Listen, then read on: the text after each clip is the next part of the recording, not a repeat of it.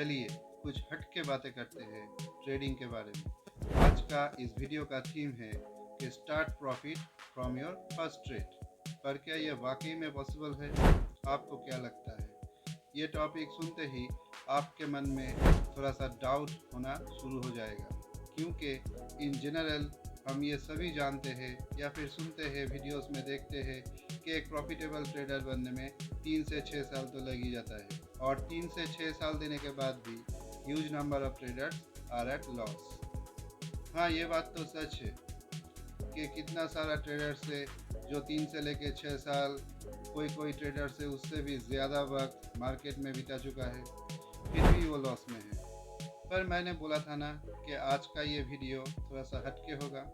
चलिए ये जानने की कोशिश करते हैं कि वाकई में इसमें कितना सच है कि पहले ही ट्रेड से, जीवन का पहले ही ट्रेड से हम प्रॉफिट करना शुरू कर देंगे। और इस वीडियो की एंड में मैं एक ऐसा स्टोरी आपके साथ शेयर करूंगा जिसे सुनते ही आपके दिमाग हिल जाएगा। तो चलिए इसे ब्रेक डाउन करते हैं, एक एक परत को खोल के देखते हैं कि इसमें कितना सच्चाई है, कितने पॉसिबिलिटीज़ है कि पहले ही ट्रेड से हम लोग प्रॉफिट करना चालू कर सकते हैं।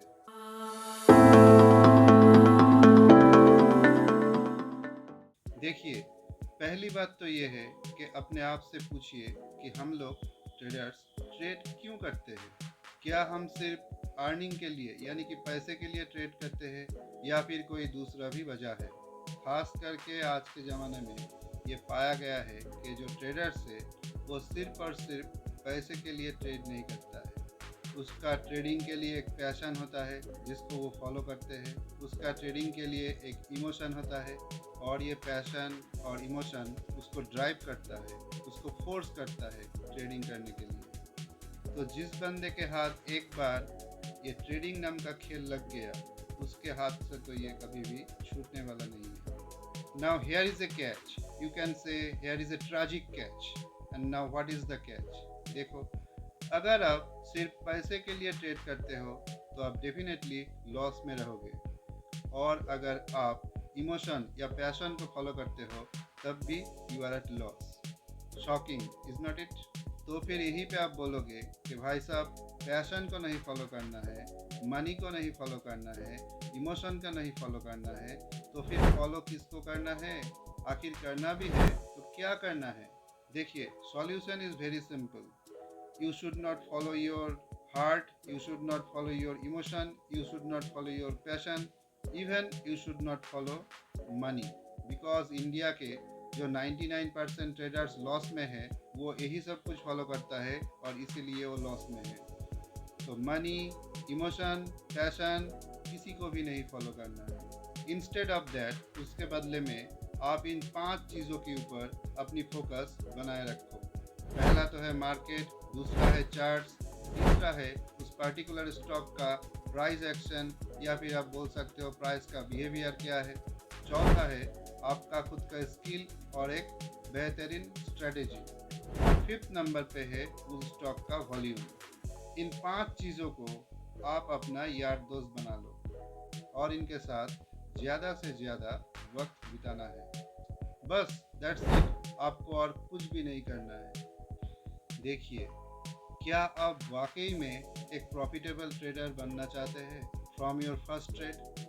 तो भारत के 99% ट्रेडर्स जो गलती करते हैं, जो मिस्टेक्स करते हैं, जो सिली थिंग्स करते हैं, वो आपको नहीं करना है। बात बहुत ही सिंपल है। और वो क्या करते हैं वो भी बहुत सिंपल है। आपको क्या नहीं करना है वो भी बहुत सिंपल है, और आपको क्या करना है वो तो उससे भी बड़ा सिंपल है। तो इस 99% ट्रेडर्स को छोड़ के अगर आपको 1% में आना है तो फिर आपको 5 काम करना है। पहला, आपका जो खुद का एग्जिस्टिंग जॉब या बिजनेस है उसको ट्रेडिंग के लिए कभी भी मत छोड़ना है। अभी अभी फुल टाइम ट्रेडिंग मत करना है, क्योंकि आपका एक जॉब या बिजनेस जिससे आपका रेगुलर अर्निंग होता है, ये अर्निंग ट्रेडिंग के फील्ड में आपको कॉन्फिडेंट बनाए रखेगा, और ट्रेडिंग के अप्स एंड डाउन्स का जो सर्कल चलता रहता है उसमें you can feel more relaxed. So आपका जो एग्जिस्टिंग जॉब है या बिजनेस है या कुछ भी है जिससे आपका रेगुलर इनकम जनरेट होता है, उसको ट्रेडिंग के लिए कभी भी मत छोड़ना है। दूसरा पॉइंट तो ये है कि never consider trading as your livelihood. Trading को आप ऐसा देखो कि आपका पैशन है, प्रोफेशन नहीं है। अगर आप ट्रेडिंग को प्रोफेशन बना लेते हो, दूसरा हर काम धंधा छोड़ देते हो, ट्रेडिंग के पीछे ही पड़ जाते हो, तो आपके अंदर फ्रस्ट्रेशन आने में ज़्यादा वक्त नहीं लगेगा। और ये भी पॉसिबल है आप बहुत जल्दी जल्दी मार्केट से क्विट कर जाओ, सारे के सारे कैपिटल डुबो के। देखिए, इंसान की जो साइकोलॉजी है उसको समझिए। जब हमारे पास एक बेटर अर्निंग का ऑप्शन होता है ट्रेडिंग के अलावा, तब हम ट्रेडिंग में उतना डिपेंडेंट नहीं रहते। अगर आप पूरी तरह से ट्रेडिंग के ऊपर डिपेंडेंट हो जाते हो और दूसरा काम धंधा सब कुछ छोड़ देते हो, ट्रेडिंग को ही अपना लाइवलीहुड बना लेते हो, तो क्या होगा, 9:15 में मार्केट खुलेगा और आप डेस्परेट बन जाओगे एक ट्रेड लेने के लिए, क्योंकि आपको इतना अमाउंट, समथिंग अमाउंट, वो किसी को 5000 हो सकता है, किसी को 500 हो सकता है, किसी को 10,000 हो सकता है, किसी को 100 हो सकता है, कुछ भी हो सकता है। तो आप वो प्रॉफिट, वो अर्निंग करने के लिए तरस जाओगे और कुछ भी गलत ट्रेड प्लेस कर दोगे, जो आपके लिए बहुत ही हानिकारक होगा। उस वक्त आपके दिमाग में सिर्फ और सिर्फ पैसा रहेगा। ना आप चार्ट को ठीक से देखोगे, ना आप स्टॉक को ठीक से देखोगे, ना रिस्क फैक्टर को आप समझने की कोशिश करोगे। वॉल्यूम, प्राइस एक्शन, कैंडलस्टिक्स, कुछ भी आपके नज़र में नहीं आएगा। आपके नज़र में सिर्फ ये आएगा कि किसी भी तरह से आज हमें तो इतना सारा अमाउंट मार्केट से कलेक्ट करना ही है, अर्निंग करना ही है। और 90 से लेकर 99% तक का ट्रेडर्स यही गलती करते हैं, फंस जाते हैं एंड डेफिनेटली लॉस में रहते हैं। तीसरे बात, आप एक स्टैंडर्ड कैपिटल मैनेज करने की कोशिश करो। देखो क्या है, ये आप भी जानते हो कि 500 रुपये से भी ट्रेड हो सकता है, 5000 में भी ट्रेड हो सकता है, 10,000 में भी ट्रेड हो सकता है। पर बात क्या है, 100 रुपीज़ में भी ट्रेड हो सकता है। पर ट्रेड कैसा होगा, इसमें एक बहुत ही बड़ा फ़र्क है। क्योंकि जो स्टॉक्स हेल्दी होता है, जो लार्ज कैप कंपनीज होते हैं, उसका जो स्टॉक का प्राइस होता है वो थोड़ा हाई में ही आपको मिलता है। तो 5-10 हज़ार रुपये अगर आप ट्रेडिंग में लगाओगे तो उन सारे स्टॉक को आप खरीद नहीं पाओगे और आपका ट्रेड वैसे ही रिस्की हो जाएगा। तो एक डिसेंट कैपिटल आपको ये अलाउ करता है कि मार्केट का जो हेल्दी स्टॉक्स होता है, जो लार्ज कैप स्टॉक्स होता है, उसको खरीदने की काबिलियत अब रखो। क्योंकि देखो, ये जो लार्ज कैप वाला स्टॉक होता है, इसका प्राइस कितना अप और डाउन जाता है। आप किसी भी दिन 9:15 में मार्केट की ट्रेंड को समझो। निफ्टी में और सेंसेक्स में जो हाई वेटेज वाला स्टॉक्स है, उस स्टॉक्स में से एक या दो स्टॉक्स को चूज कर लो जिसका वेटेज बहुत ही हेवी है। तो अगर वो स्टॉक हाई में जाएगा तो निफ्टी भी हाई में जाएगा, अगर वो स्टॉक डाउन में जाएगा तो निफ्टी भी डाउन में जाएगा। बात क्या है कि ये जो हेवी वेटेज वाला स्टॉक्स होता है, इसको जब आप बाय करते हो यानी कि लॉन्ग करते हो, तब तो कोई दिक्कत नहीं है। पर अगर आप शॉर्ट करते हो यानी कि सेल करते हो इंट्राडे पे, तब एक बात का आपको ख्याल रखना है कि ये जो लार्ज कैप स्टॉक्स है, जो निफ्टी और सेंसेक्स में एक बहुत ही ज़्यादा वेटेज रखता है, वो ज़्यादा से ज़्यादा गिरने वाला नहीं है। तो अगर आपने सेल किया तो प्रॉफिट मिलते ही आप तुरंत मार्केट से निकल जाओ, और अगर बाय किया तो प्रॉफिट मिलने का चांस बहुत ही ज़्यादा है। पर कंडीशन ये है कि आप उसको ठीक प्राइस में खरीदो। जब वो स्टॉक टू हाई है, बहुत ही ज़्यादा ऊपर है, तब मत खरीदना है। और बहुत ही ज़्यादा नीचे जब है, एक के बाद एक रेड कैंडल को बना रहा है, तब भी उसको मत खरीदना है। एक सिचुएशन देखो, थोड़ा सा मूव देखो, 2-4 ग्रीन कैंडल्स देख लो, तब जाके उसको खरीदो। तो ये जो लार्ज कैप स्टॉक्स होता है, जो निफ्टी और सेंसेक्स में हेवी वेटेज रखता है, इसको जब आप बाय करते हो तब कोई ऐसा दिक्कत नहीं होता है। पर अगर आप सेल करते हो, शॉर्ट करते हो, तब थोड़ा सा आपको सावधानी बरतनी है, क्योंकि ये लार्ज कैप वाला स्टॉक ज़्यादा देर तक नीचे नहीं रुकेगा। एक मूवमेंट पे, एक न्यूज़ पे, या कुछ भी एक छोटी सी बात पे ये बहुत तगड़ा एक अपसाइड मूव देने वाला है। तो इतना कुछ सुनने के बाद अगर आपने ये डिसाइड कर लिया कि आप एक हेल्दी कैपिटल मेंटेन रखोगे और लार्ज कैप वाला जो वेटेज वाला स्टॉक्स है उसको खरीदोगे या बेचोगे, तो फिर आपको कुछ भी स्ट्रेटेजी फॉलो करना ही नहीं है। क्यों फॉलो करना नहीं है, इस वीडियो की एंड में एक स्टोरी बताऊंगा मैं, जिससे आपको वो पता चल जाएगा। तो आप अगर हर दिन एक अच्छा स्टॉक में आपका पोजीशन बना लेते हो तो आपका लॉस होने का चांसेस बहुत ही कम होगा। पर इंडिया का 99% ट्रेडर ये चीज़ नहीं करते हैं। वो क्या करते हैं, जो मेरा फोर्थ पॉइंट है, कि never choose small cap stocks, highly volatile stocks और पेनी स्टॉक्स। क्योंकि देखो इन सब स्टॉक्स में क्या होता है, इन सब स्टॉक्स में जो वोलाटिलिटी है वो आपको ट्रेडिंग में कभी भी प्रॉफिट नहीं देता है। वो आपको ट्रेडिंग में ट्रैप करते हैं, रिटेलर को ट्रैप करते हैं। आपने सुना ही होगा ये टर्म मार्केट में। इन सारे स्टॉक्स को लेके एफआईआई और डीआईआई रिटेलर के साथ एक गेम खेलता है, उसको ट्रैप करते हैं। जनरली यही देखा जाता है। पर सोचो कि निफ्टी का एक 20 या 25% वेटेज वाला एक स्टॉक, जिसको कोई भी डीआईआई या एफआईआई सोच रहा है कि हम 1 लाख करोड़ रुपए लगा देंगे तो उस स्टॉक को हिला देंगे, तो इतू भी नहीं हिला सकता उस स्टॉक को। तो डे ट्रेडर्स इन पेनी स्टॉक्स के पीछे अट्रैक्टेड क्यों होता है, ये आपको जानना है। क्योंकि पहले देखो ट्रेडर्स का साइकोलॉजी को समझो। एक स्टॉक है 10 रुपीज़ का, 20 रुपीज़ का, 30 रुपीज़ का। अगर आपके पास 5000 का कैपिटल है तो आप सोचोगे इस 5000 में वो पेनी स्टॉक मुझे बहुत सारा मिल जाएगा। आप बहुत सारे क्वांटिटी खरीद लेते हो या बेच देते हो। पर अगर वो स्टॉक 1 या 2 रुपए भी आपके खिलाफ हो गया तो आपका तो उस दिन डूबना तय है। और जो लार्ज कैप वाला स्टॉक्स है, जो हेवी वेटेज वाला स्टॉक्स है, उसका एक फ़ायदा और भी है। आप उन सारे स्टॉक्स को अगर इंट्राडे में ट्रेड लेते हो, मान लो कि एक हेवी स्टॉक को आप एक सर्टेन अमाउंट में बाई किया और वो स्टॉक 10 पॉइंट, 20 पॉइंट, 30 पॉइंट तक गिर गया। पर आपको ये मालूम है कि ये एक बहुत ही लार्ज कैप वाला स्टॉक है, ये बहुत ही एक वेटेज वाला स्टॉक है।